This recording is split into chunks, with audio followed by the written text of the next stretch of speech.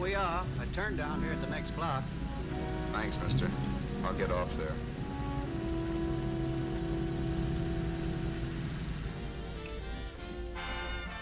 Want anything else? No. Hey, you. Me? Yeah, you. So where you heading? East. Too bad.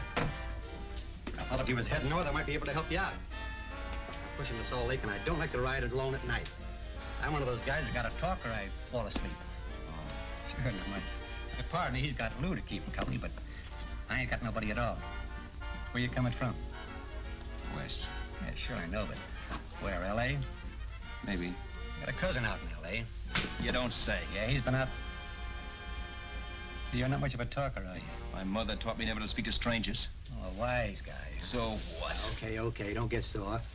Just trying to be sociable, that's all. Hey, Glamorous. You change for a dime, will you?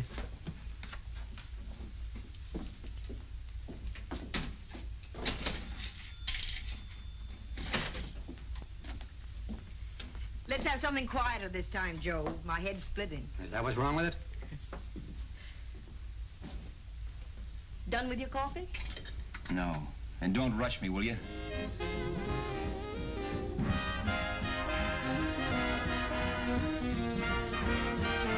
Hey, turn that off. Will you turn that thing off? What's eating you now? Yeah, what's eating you? That music, it stinks. Oh, you don't like it, huh? No, turn it off. Oh, wait a minute, pal. That was my nickel, see? This is a free country. And I play whatever I want to. Okay. Sure. And if you don't like it, you don't have to listen to it. And you can leave here anytime you want to. Okay. I'm sorry I asked. First good piece played tonight and you don't like it. Some people just ain't got any good taste.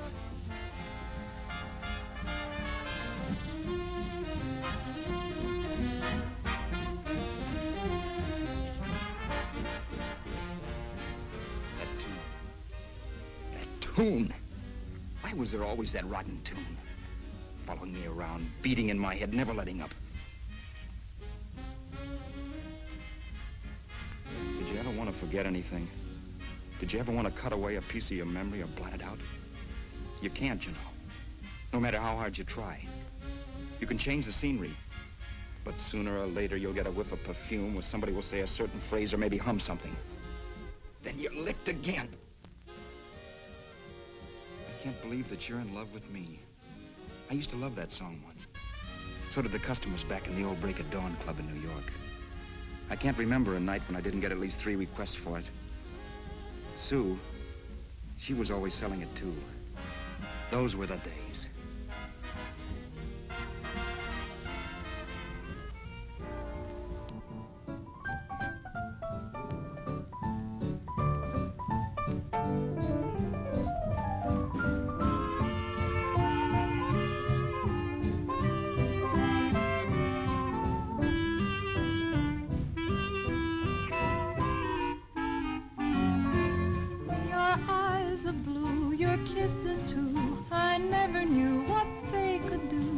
I can't believe that you're in love with me. You're telling everyone you know that I'm on your mind each place you go.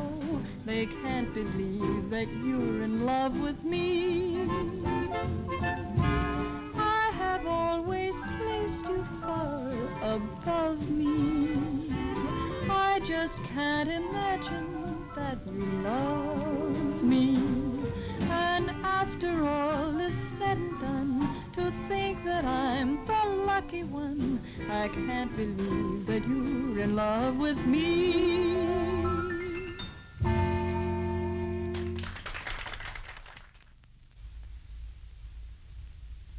It wasn't much of a club, really. You know the kind. A joint where you could have a sandwich and a few drinks and run interference for your girl on the dance floor. I pounded the piano in there every night from 8 until the place closed up, which usually meant 4 in the morning. A good job as jobs went in those days. Then, too, there was Sue, who made working there a little like working in heaven. But how we felt about each other, well, there was nothing very unusual in that. I was an ordinary healthy guy, and she was an ordinary healthy girl, and when you add those two together, you get an ordinary healthy romance, which is the old story. Sure, but somehow, the most wonderful thing in the world.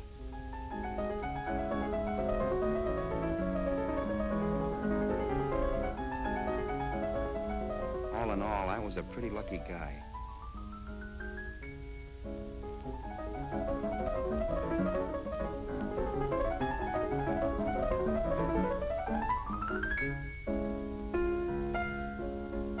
Mr. Paderewski, I presume.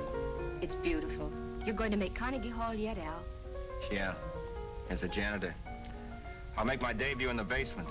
I don't blame you for being bitter, darling, but you mustn't give up hope. Why, someday... Yeah, someday. If I don't get arthritis first. In the meantime, let's blow this trap.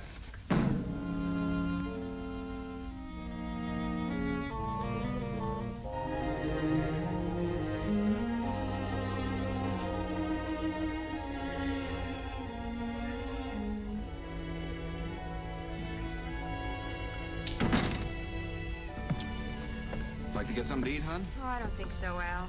I lose my appetite working in this flea bag. Let's go home. Okay. I can't stand much more of that dump.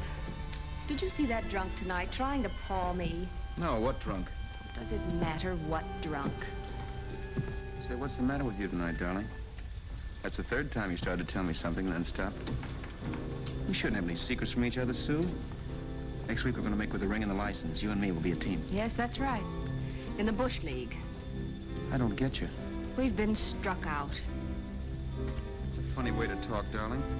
Don't you want to marry me? Al, look, I love you. You know I do, and I want to marry you. But? But not now. Only after we've made good. Sunday, I'm going away.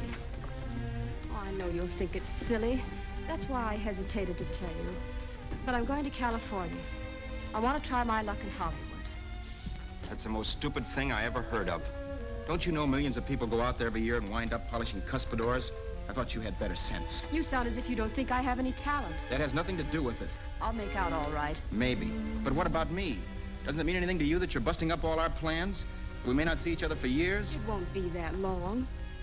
I thought you loved me. I do. You know I do. Well, here we are. Al. Al, why can't you see my side of it? I'm young. We both are, and we've got all the time in the world to settle down. Oh, really, darling, what I'm doing is the only sane thing to do. I hate the thought of being so far away from you, but we'll be together again someday. Maybe you'll decide to come out too later on. So long. Al, aren't you going to kiss me goodnight? Sure, why not? Good night.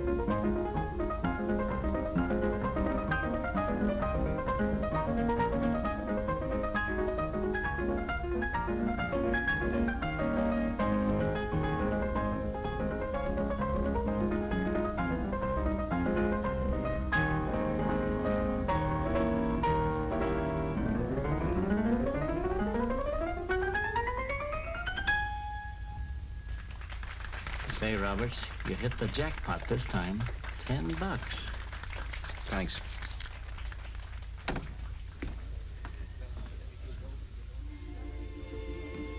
So when this drunk handed me a 10 spot after a request, I couldn't get very excited.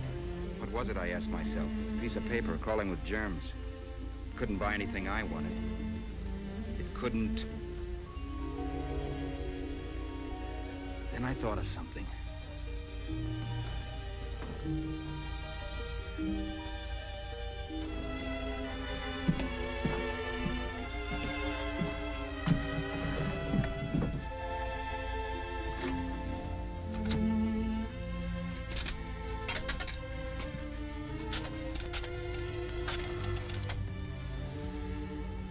Long distance. I'd like to put a call through to Los Angeles. Miss Harvey. Sue Harvey, Harvey. The number is Crestview 65723.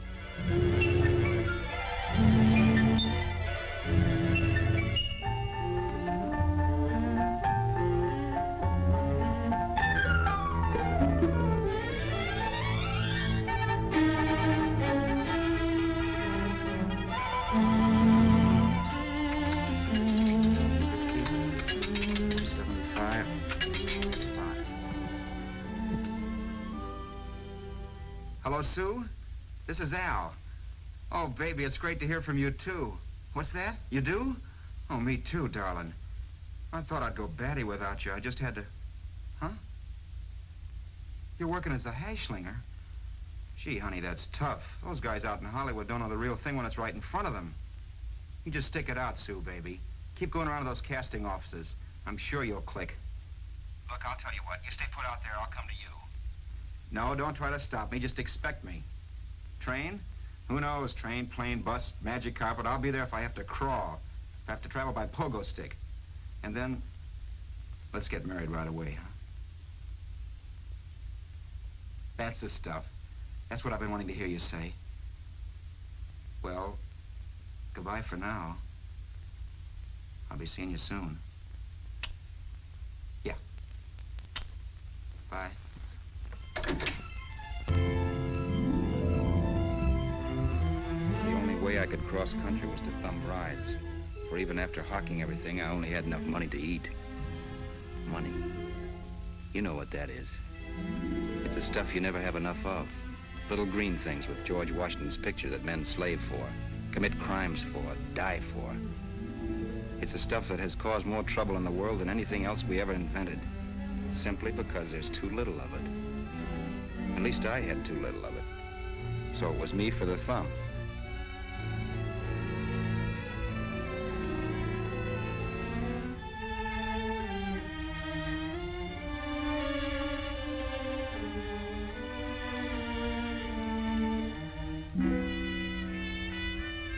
Ever done any hitchhiking?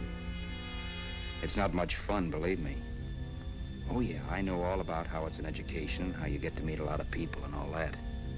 But me, from now on, I'll take my education in college, or in PS 62, or I'll send $1.98 in stamps for 10 easy lessons.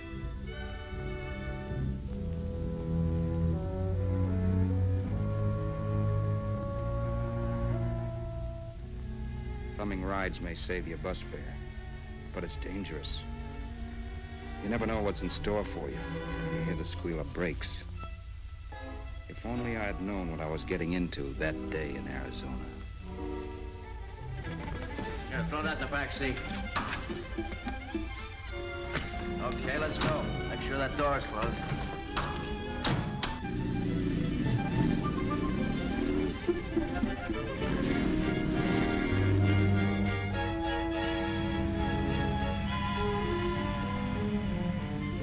You know, Emily Post ought to write a book of rules for guys thumbing rides.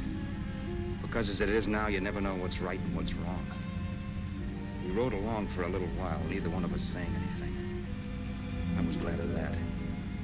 I never know what to say to strange people driving cars. Then, too, you can never tell if a guy wants to talk. A lot of rides have been cut short because of a big mouth. So I kept my mouth shut until he started opening up. Hand me that little box in the compartment, will you, pal? Hold the wheel, will you?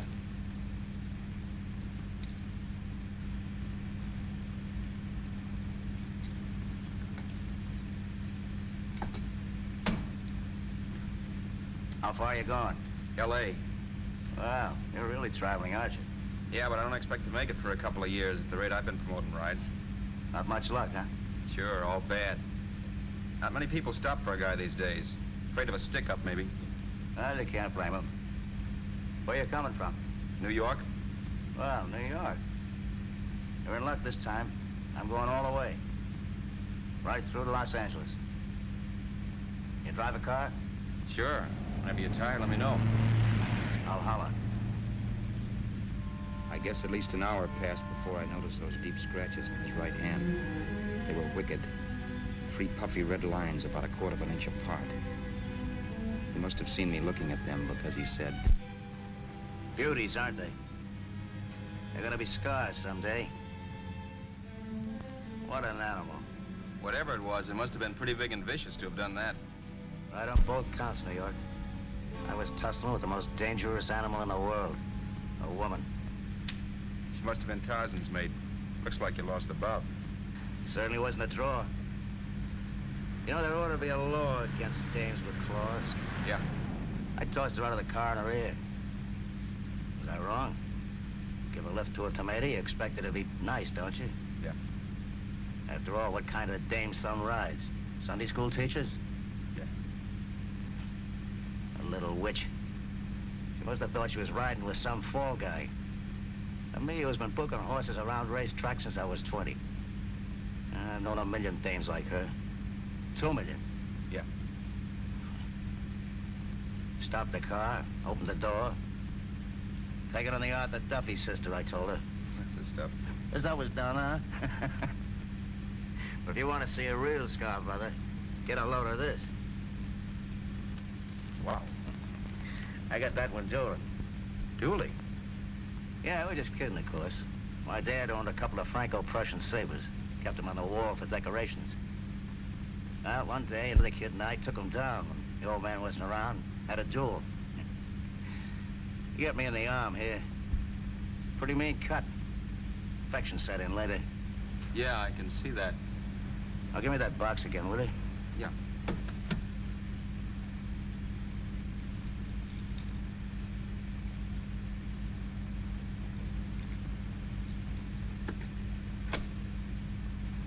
Pain made me lose my head, I guess. I began slashing. Before I knew it, I'd put the other kid's eye out. That was tough. Well, it was just an accident, of course. But you know how kids are. I got scared and decided I was going to run away from home. Old man almost caught me when I was packing my duds. The bloody rag I had wrapped around my wrist hadn't caught his attention. You'd seen the bundle for sure. But I beat it when he was phoning for a doctor. That was 15, 16 years ago. I haven't been home since. Pull in there for a bite or something, huh? a bite or something. Brother, was I hungry. I hadn't had anything in my stomach for hours. Yet even with that gnawing in the pit of my belly, I didn't want to be in too big a rush to put on the feed bag. First, I had to make sure this guy knew the score. If I got him down on me, it was goodbye ticket to Hollywood. I'll wait out here for you, mister. If it's the money, don't worry about paying for it. This time it's on me. Well, that's white of you, Mr. Haskell. Make nothing of it. You make your first million, maybe you can do the same for me. Come on, New York. I gotta make the West Coast by Wednesday. There's a horse running at Santa Anita named Bicycle. Means dough to me if I'm on him. We'll make it all right. He did most of the talking during the half hour we were in the place. I ate. He rambled on about his old man, whom he hadn't heard from since he ran away as a kid. Now he happened to become a bookie. And then all about how he got rooked in Miami. One race, 38 grand. They cleaned out my book. How do you like that? That was tough luck. Yeah, and I'm supposed to be the smart guy. Well, you just wait. I'm going back to Florida next season with all kinds of jack. And you watch those stinkers run for cover. You want anything else? No, thanks. I've had plenty.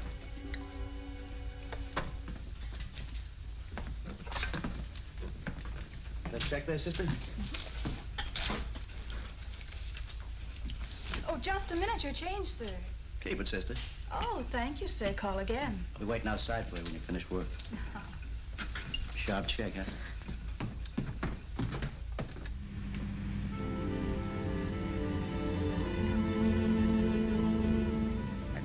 that night while Haskell slept like a log. After a while, I began to get sleepy myself. I was happy, though. Soon I'd be with Sue again. The long trip was practically over, and there'd be no more hoofing it down the concrete. I began to think of the future, which couldn't have been brighter if I'd embroidered it with neon lights. It was nice to think of Sue shooting to the top. It's amazing what a full belly can do to your imagination. Your eyes of blue, your kisses too, I never knew what they could do. I can't believe that you're in love with me. You're telling everyone you know I'm on your mind each place you go. I can't believe that you're in love with me.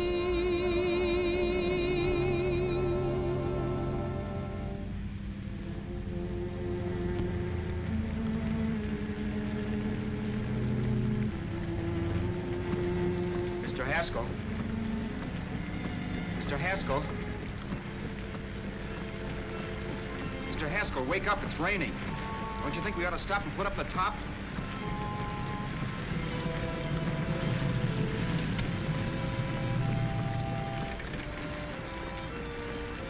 Mr. Haskell, I'm gonna put up the top.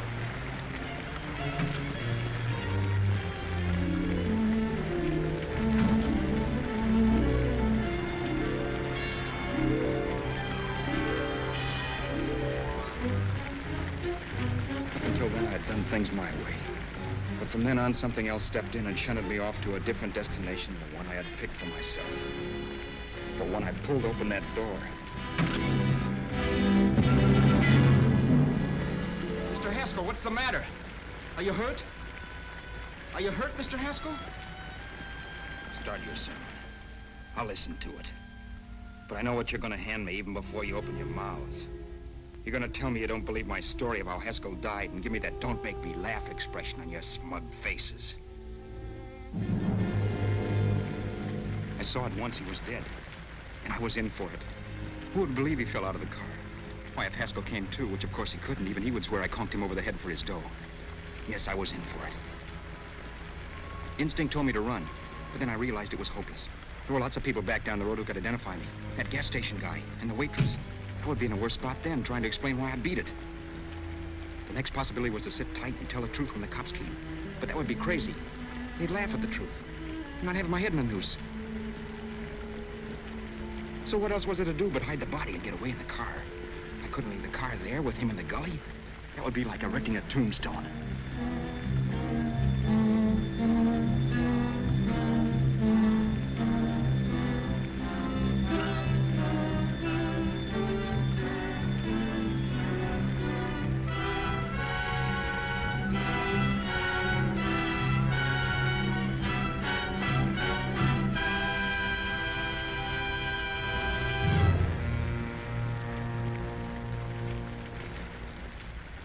My idea was to cover him with brush, not to rob him.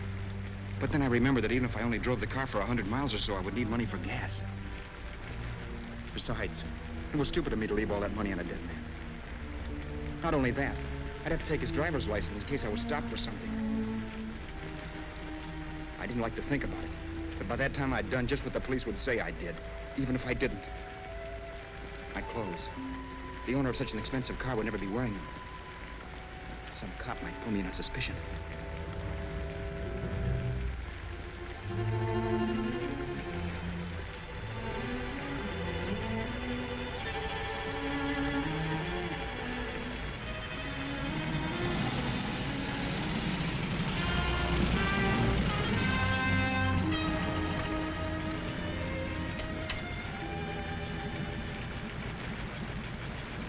Hey, you, this your car?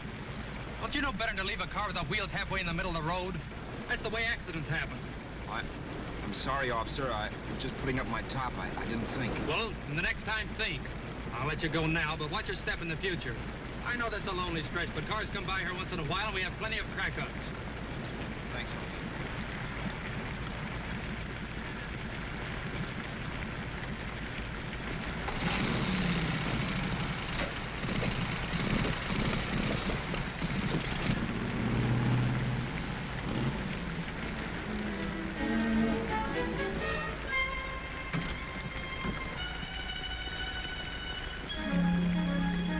one thing in the car to give me away is Roberts. If they found a dead man in the gully now, it would be me.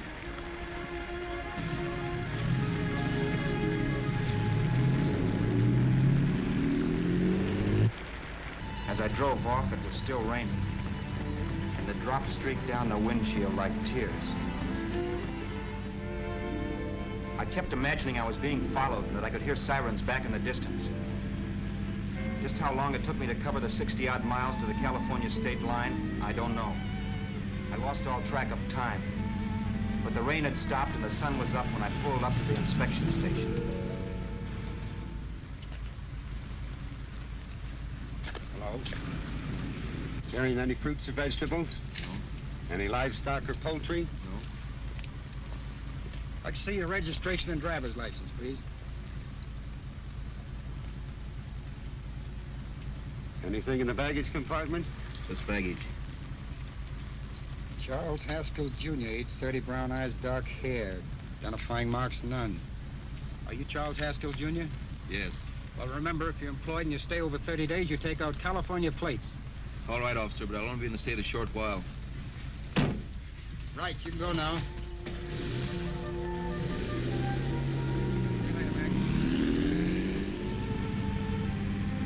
I couldn't drive any farther without some sleep. Cops or no cops, I knew I had to hit the hay and hit it hard. I was dead tired.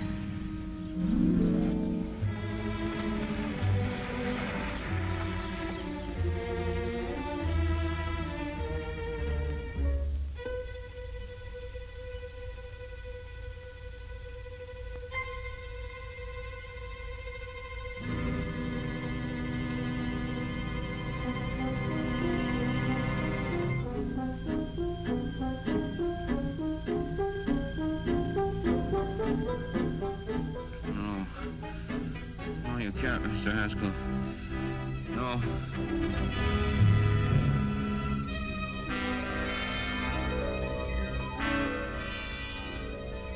Mr. Haskell, you can't die. I think I did it. No, Mr. Haskell. No. No.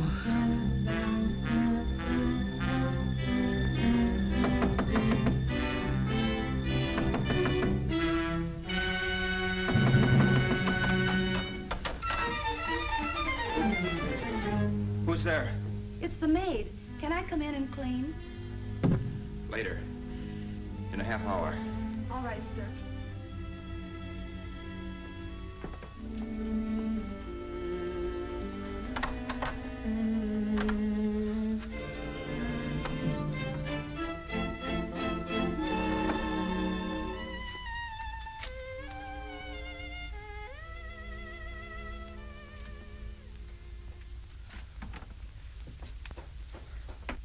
There was no time to lose. Every minute I had to be Charles Haskell was dangerous. And I'd have to be Charles Haskell until I got to some city where I could leave the car and be swallowed up.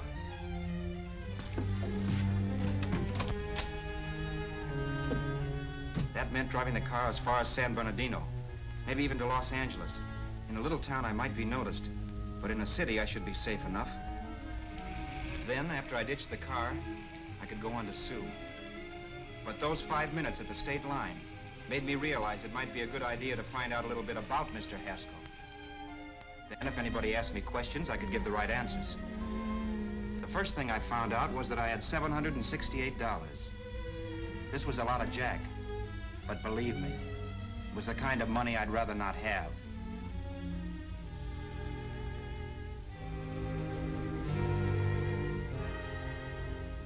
And then I found out from a letter Haskell was carting around in his bag that he wasn't the open-handed, easygoing big shot who went around buying dinners for strange hitchhikers. Before I got done reading it, I saw him more as a chiseler. It was written to his old man in California, the one he hadn't seen in so many years. In it, Haskell posed as a salesman of hymnals, of all things. It was easy to see where Haskell expected to raise a new stake for his book in Miami by rooking his old man. That was about all I found out from his effects, and it was enough. I told myself, maybe old man Haskell was lucky his son kicked off. He would never know it, but it saved him from taking a flyer in sacred literature preferred.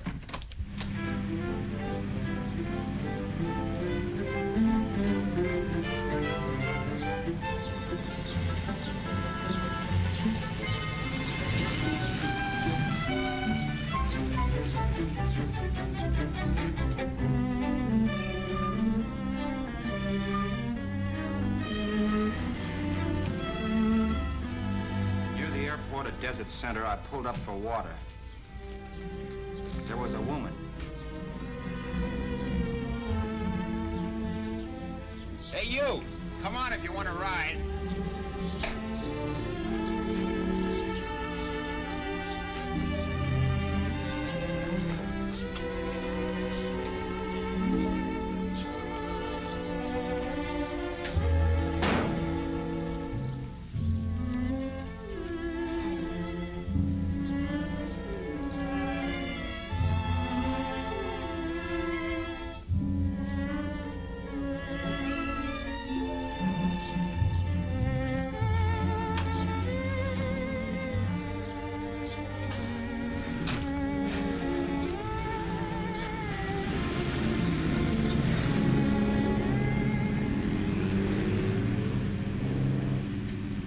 How far are you going?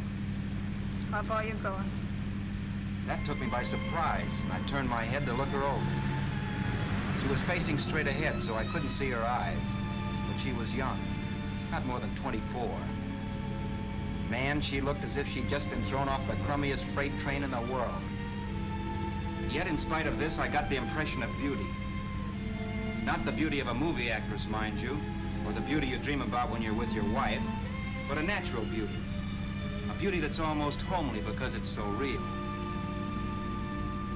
Then suddenly she turned to face me.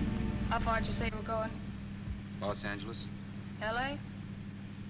L.A.'s good enough for me, mister. That's what I was afraid of. What'd you say? Oh, nothing, just thinking out loud. People get in trouble for doing that. What's your name? You can call me Vera if you like.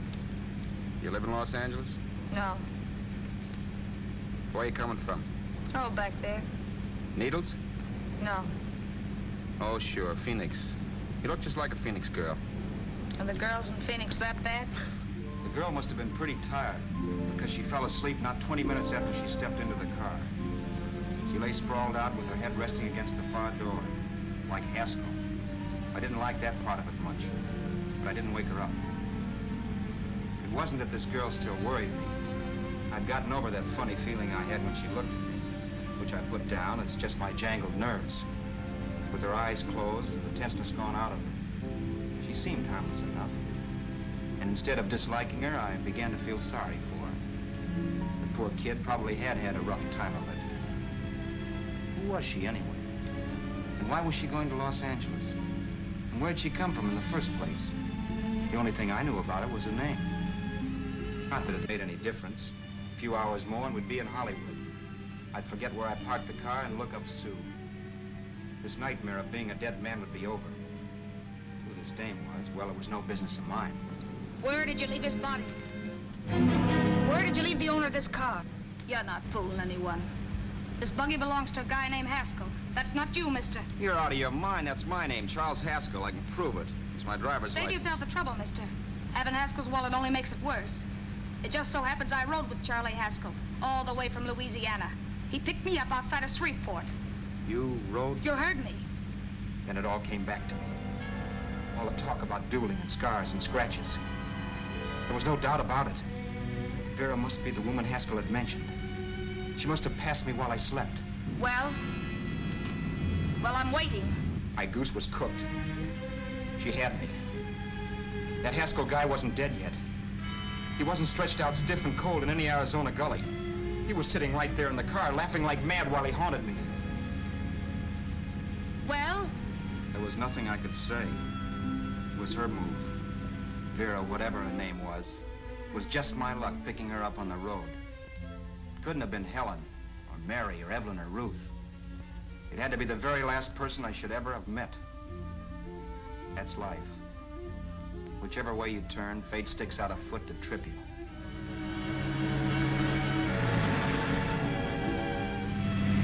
I told her everything, but she didn't believe my story. I should have saved my breath. That's the greatest cock and bull story I ever heard. So he fell out of his car. Say, who do you think you're talking to, a hick? Listen, mister, I've been around, and I know a wrong guy when I see one. What'd you do, kiss him with a wrench? Now, wait a minute. What I told you was true. You see, that's why I had to do it. You think I killed him? Well, the cops would have thought so, too. Yeah, well, maybe they still think so. What makes you so sure I'll shut up about this? Vera, I'm innocent. Give me a break, will you? It won't do me any good having you pinched. The cops are no friends of mine. Now, if there was a reward, but there isn't. Thanks. Don't thank me yet. I'm not through with you by a long shot. Let's see that roll.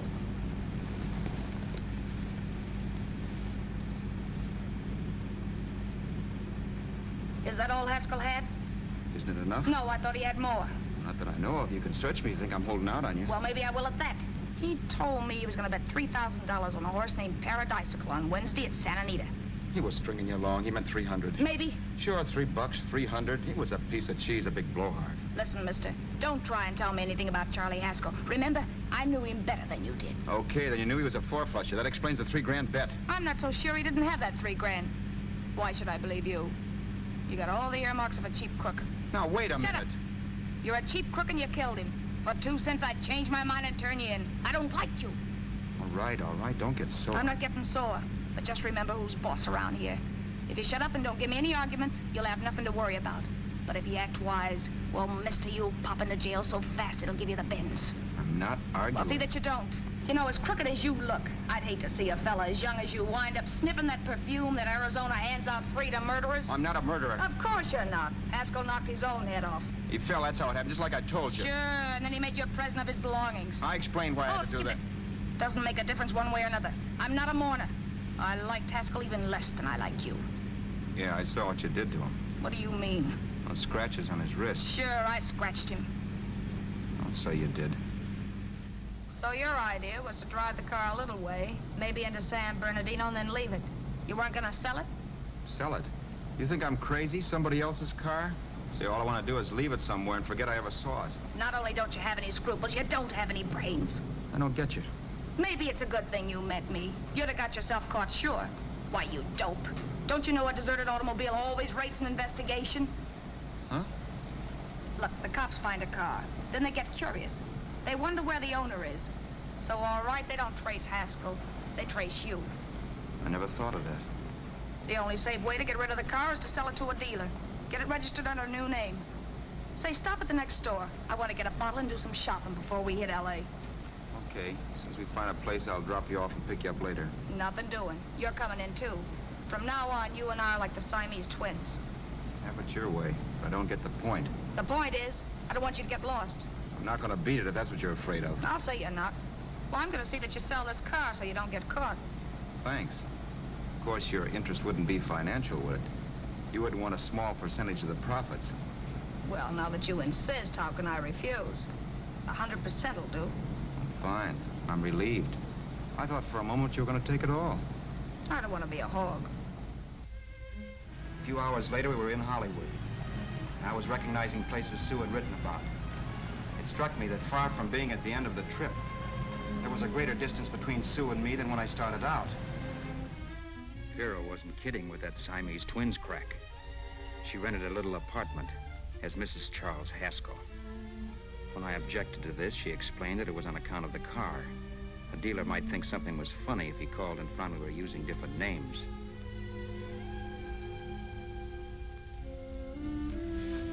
Home, sweet home. Yeah. Not bad, either.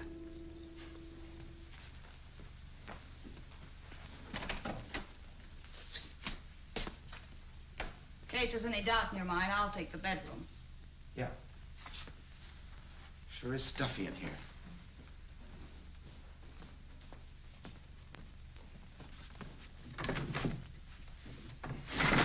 Keep the window shut. Okay.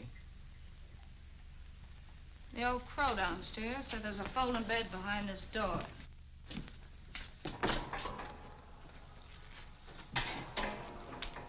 You know how to work it? I invented it. Some joint. One can't have everything.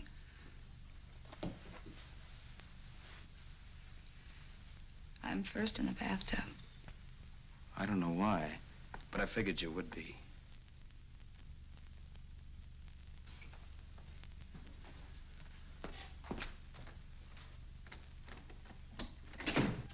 Boy, oh boy.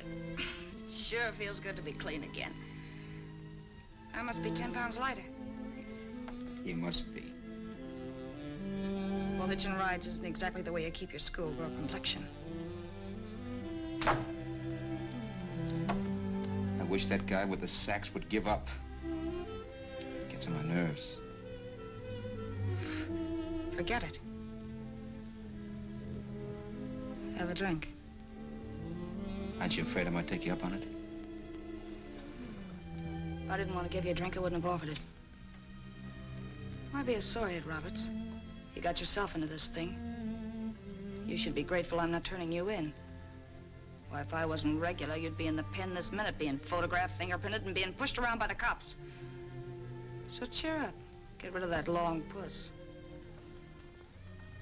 Or is your conscience bothering you?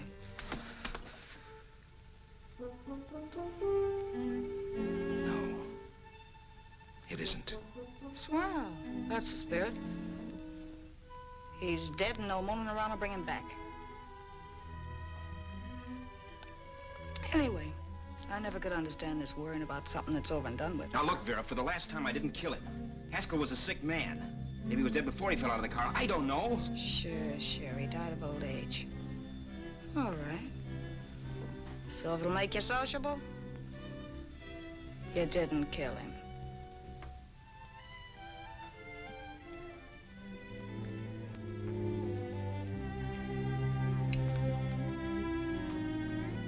Thanks.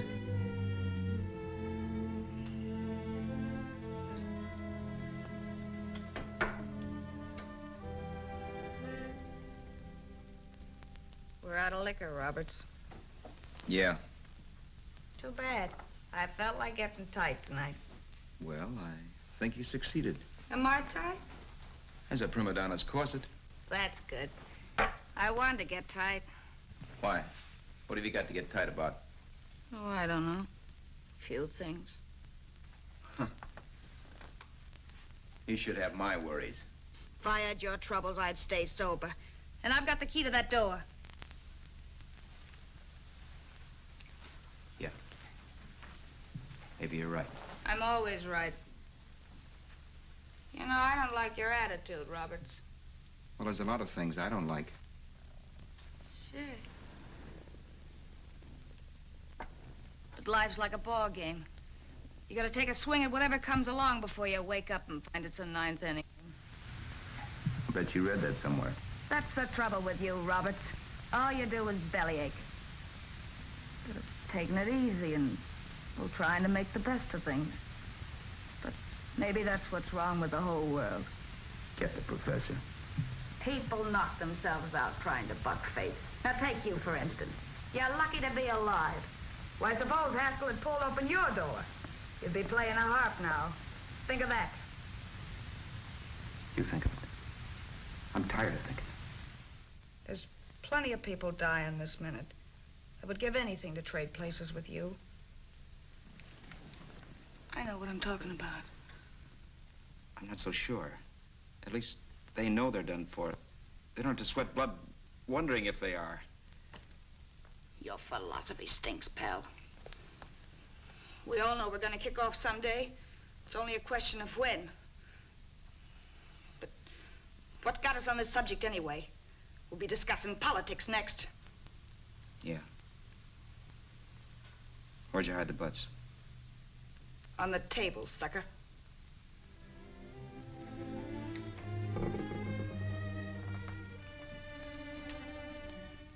We bored each other with conversation for a couple of hours longer. Every 5 minutes, one of us was wishing we had another bottle or a radio or something to read. Then finally, we ran out of chatter. I know it's only 11 o'clock, but I want to get up early and make the rounds of the used car lots. No hurry about that.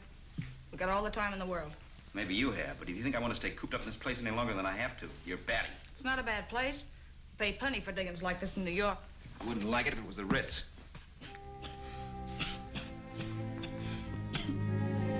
rotten liquor. You got a mean cough. Ought to do something about it. I'll be all right. That's what Camille said. Who? Nobody you know. Wasn't that the dame that died of consumption? Yeah. Wouldn't it be a break for you if I did kick off? You'd be free with all Haskell's dough and car. I don't want to see anybody die.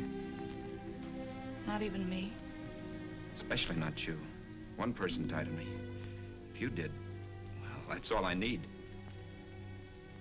You don't like me, do you, Roberts? Like you? I love you. My favorite sport is being kept prisoner. After we sell the car, you can go to blazes for all I care. But not until then.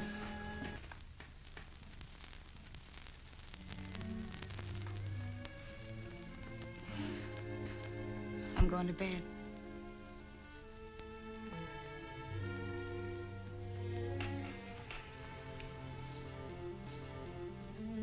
Good night, Roberts. Don't try and sneak away during the night. All the doors are locked. Anyway, if I find you gone in the morning, I'll notify the police. They'll pick you up. Don't worry, I know when I'm in a spot. Well, good night. I hope that portable rack isn't too uncomfortable for you. Don't lose any sleep over it, will you, Vera?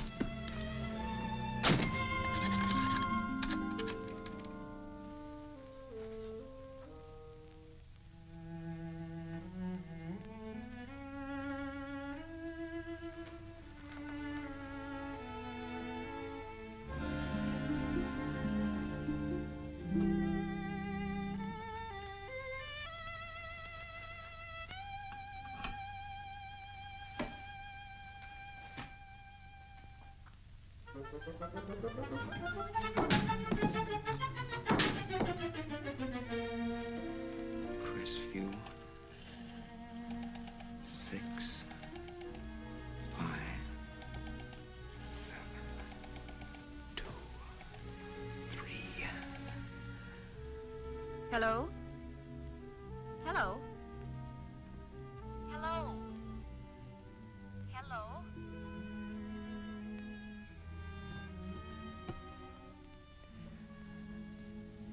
No. Not yet, darling. Tomorrow. Maybe. If this were fiction, I would fall in love with Vera, marry her and make a respectable woman of her, or else she'd make some supreme Class A sacrifice for me and die. Sue and I would bawl a little over her grave and make some crack about there's good in all of us. But Vera, unfortunately, was just as rotten in the morning as she'd been the night before. All right, I'm coming. Look, Vera, it's almost noon. So what? The dealers will be there all day? They'll be there all year, too, but that doesn't mean I'm going to wait that long. Shut up. You're making noises like a husband. Well, do I rate a whistle? You sure do, but let's go. Let's go, let's go. I spent $85 and 2 hours preparing bait, and all you can say is let's go. Come on.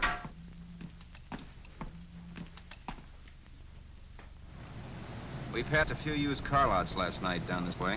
What do you think we can get for this heap? I don't know. Plenty. Each let me handle everything. Think we can get $2,000? I don't know, but don't worry. I'll squeeze as much out of this guy as I can. If I let it go cheap without a fight, he might think we've stolen the car. And listen, don't make any slips and call me Roberts. That'll cook us. I don't need you to tell me that. You better just sit by and keep your mouth closed. Remember, we're both in the soup if anything happens. Forget it and drive. You're my wife, Vera Haskell. Look, after the deal's closed, let's go back to that place on Hollywood Boulevard, where I saw the fur jacket. I want to buy it. After the deal's closed, I'm saying goodbye to you. That's right, I forgot. I guess I'm getting kind of used to you. Well, that's a habit you can start breaking. Let's try this place in the middle of the block.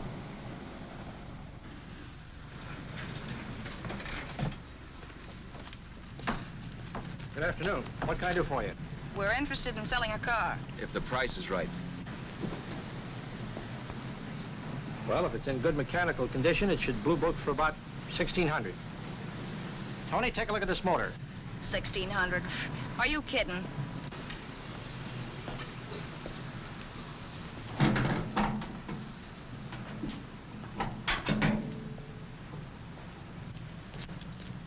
Well, maybe 1850. Before I let it go for 1850, I'll wreck it and collect the insurance first.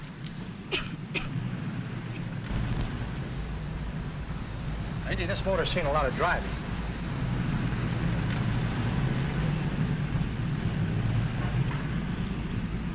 While the mechanic inspected the car, we haggled. At last, when we were all worn out, we hit a compromise. His price. Okay, it's a deal. All right, come in, we'll sign the papers. I have the ownership papers right here with me. Look, Vera, in the meantime, will you clean out the dash compartment? There may be some stuff in it. All right, darling. 1,850 bucks. That dirty crook.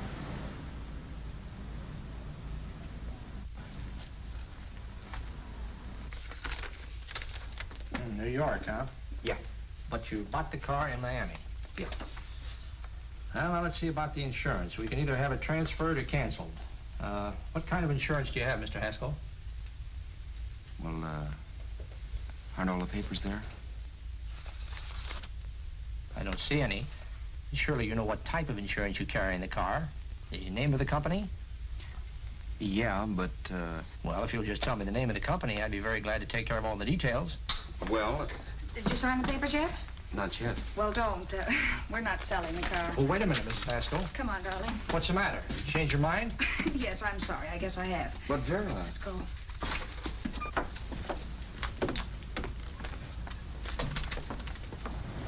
You got me out of a tight spot, Vera. But I still don't understand all this. You will in a minute. I almost threw away a gold mine. 1850 isn't to be sneezed at. The car doesn't book for as much as I thought. We're not selling the car. You want to keep it. Now, wait a minute, Vera. You said yourself I wouldn't be safe until the car was in someone else's name. I'd like to be free of this mess when I go. That's just it, Roberts. You're not going. There's a drive-in at the next corner. Pull in there and we'll get a bite to eat. And I'll explain. What is this, another one of your brilliant ideas?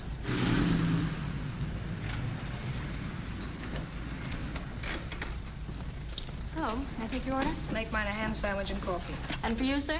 Oh, I don't care. The same. Thank you.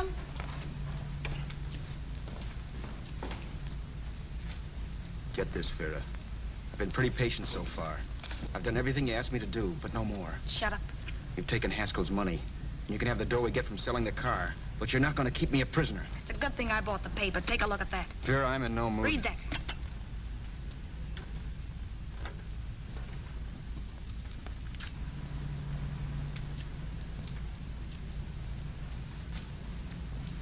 No. Yes. No, I won't do it. Yes, you will. You think I'm crazy? It's impossible, I tell you. Excuse me.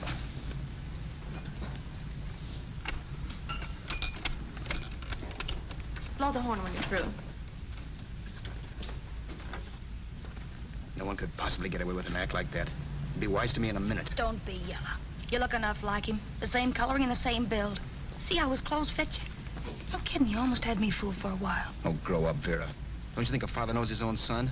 And there must be other relatives. The father won't have to know you. We'll wait till he gives up the ghost. He's an old geezer and he won't pull through. And as far as other relatives are concerned, they haven't seen you in 15 or 20 years. Eat. I'm not hungry. And I won't do it. It's not as tough as it sounds. Remember, you've got all kinds of identification. His car, letters, license. I could never get away with it.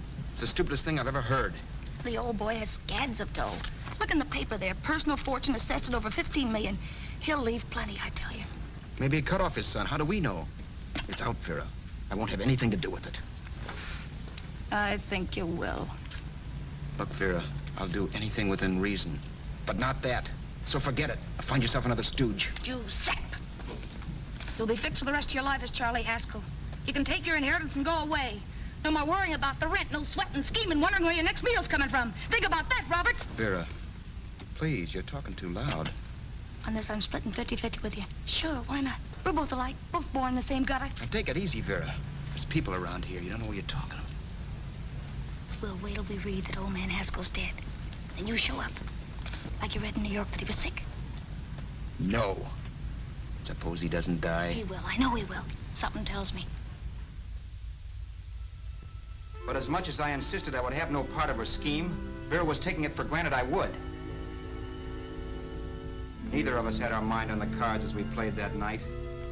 I knew we were just trying to kill time between newspaper editions. This was a death watch for Vera. Maybe it was for me, too.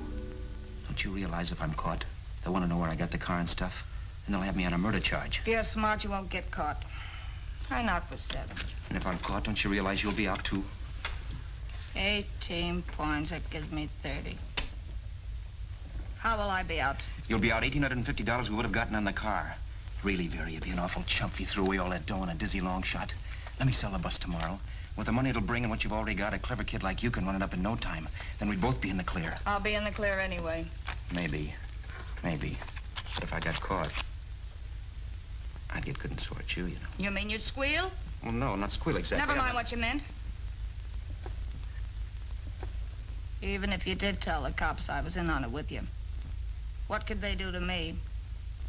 They might give me the same medicine they gave you. Yeah. A rope. But I'm on my way anyhow. All they'd be doing will be rushing it. All right. But think of the $1,850 you'd lose. You'd kick yourself along the block if they let it get away from you. I'll take the chance. Want another drink? You're being a goon. That's the way people wind up behind the 8 ball. Once they get a few dollars, they become greedy and want more. My. Caesar. Who? You know that Roman general? He got his for being greedy. He wasn't satisfied, so the final wind-up was he took the count.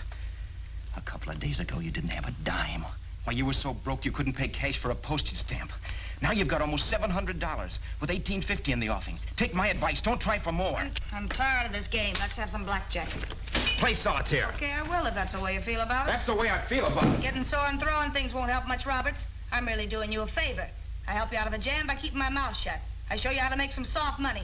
And what thanks do I get? Thanks. Sure. Or would you rather call the cops and tell them you killed the man and stole his money? I didn't kill anybody. Yes, you did. No, I didn't. You know I didn't. All right, then. Suppose I call the cops. If you're innocent, what do you got to be scared of? Okay. Call them, you mud. Go ahead and call them, see if I care. At least they'll give me a square deal. You want me to call them? You heard me. But I'm warning you. If I'm pinched, I'll swear you were in on it. I'll say that you helped me. If I fry, I'll get even with you. You wouldn't dare, you chicken. Yeah? Then try it and see. Call them. Yeah. Okay, I will.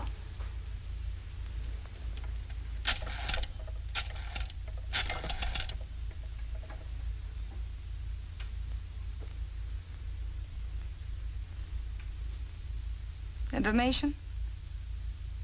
I want the number of the Hollywood police station. Okay, I got it, thanks. Wait a minute, Vera. You wouldn't do that. Wouldn't I? Give me that and I'll show you if I would. Take it easy now. Let's talk this over. This was early in the evening, and the conversation, while hectic, was at least pitched low. But as the minutes passed, and more obstacles to her plan popped into my head, the air got blue. Each word coming from our lips cracked like a whip. I reminded her that as Charles Haskell, I didn't even know my mother's name, where I'd gone to school, the name of my best friend, whether I had an Aunt Emma or not, my religion, and if I'd ever owned a dog. I didn't even know what my middle initial stood for. I also pointed out that the real Haskell had a scar on his forearm.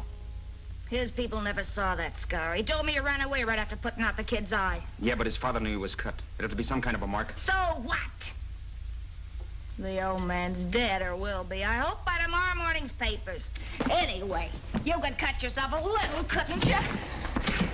Boy, for that kind of dough, I'd let you cut my leg off. You're drunk and you're crazy mad, Vera.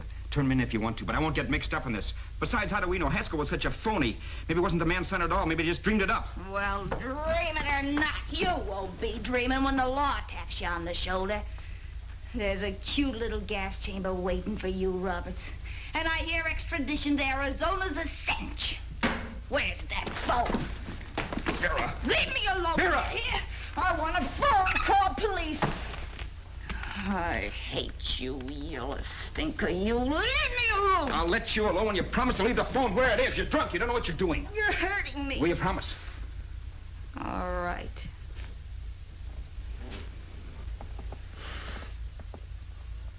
You hurt me. I'm sorry, but... And it's hot in here. Open up a window. It's not hot. Don't tell me. Now, do you do it or do I do it? You're no gentleman, see? Yeah. All right. I'll open up the window. Vera!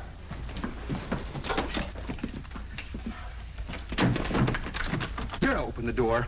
Please open the door. Vera, open the door. Don't use the phone. Listen to me. I don't like you, Roberts. You're no gentleman, see? You hurt my hand, and I'm gonna get even with you.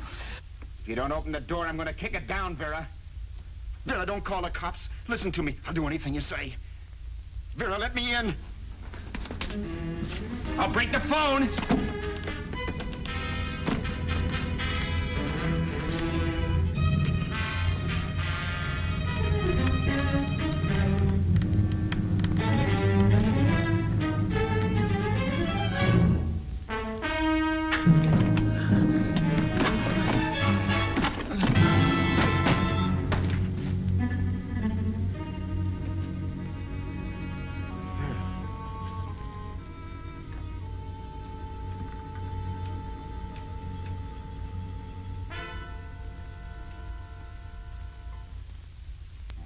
The world is full of skeptics.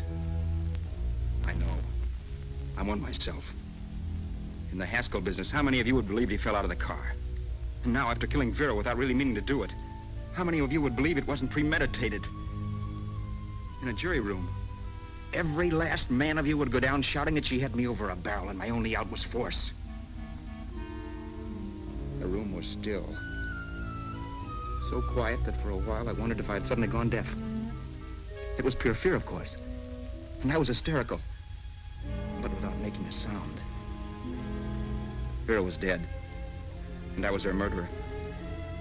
Murderer? What an awful word that is. But I'd become one. I'd better not get caught. What evidence there was around the place had to be destroyed. And from the looks of things, there was plenty. Looking around the room at things we'd bought was like looking into the faces of 100 people who'd seen us together and who remembered me. This was the kind of testimony I couldn't rub out. No. I could burn clothes and hide bottles for the next 5 years. There'd always be witnesses. The landlady, for one. She could identify me. The car dealer, the waitress in the drive-in, the girl in the dress shop, and that guy in the liquor store. They could all identify me. I was cooked. Done for. I had to get out of there. While once I'd remained beside a dead body, planning carefully how to avoid being accused of killing him, this time I couldn't. This time I was guilty. I knew it. Felt it. I was like a guy suffering from shock. Things were whirling around in my head. I couldn't make myself think right. All I could think of was the guy with the saxophone and what he was playing. It wasn't a love song anymore. It was a dirge.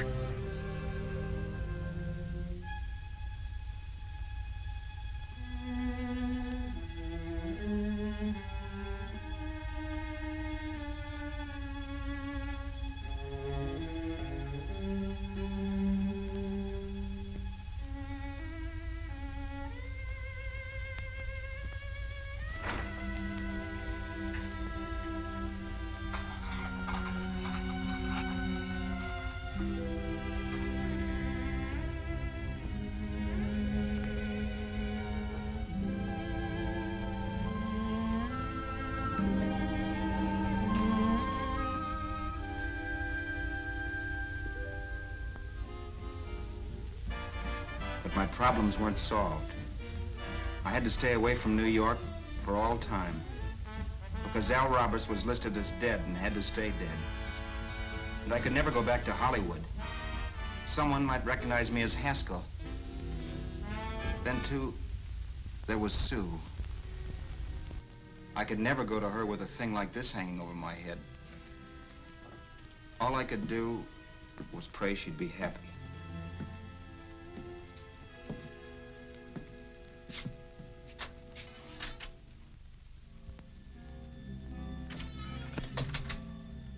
I was in Bakersfield before I read that Vera's body was discovered, and that the police were looking for Haskell in connection with his wife's murder. Isn't that a laugh? Haskell got me into this mess, and Haskell was getting me out of it. The police were searching for a dead man. I keep trying to forget what happened. and wonder what my life might have been if that car of Haskell's hadn't stopped. But one thing I don't have to wonder about. I know. Someday a car will stop to pick me up that I never thumbed.